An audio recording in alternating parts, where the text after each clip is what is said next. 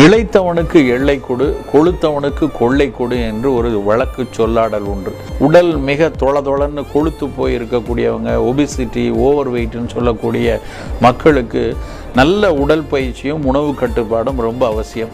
அந்த உடற்பயிற்சி உணவு கட்டுப்பாடோடு சேர்ந்து அவர்கள் கொள்ளை ஏதாவது ஒரு வகையில் சேர்த்து கொண்டே வந்தால் அந்த கொள்ளு ரொம்ப கலக்கலாக கொளவென்று இருக்கக்கூடிய தசை பகுதிகளை இறுக்கி உடல் எடையை குறைக்க உதவும் என்று இன்றைக்கு நவீன அறிவியலும் அதுக்கு சான்றளிக்க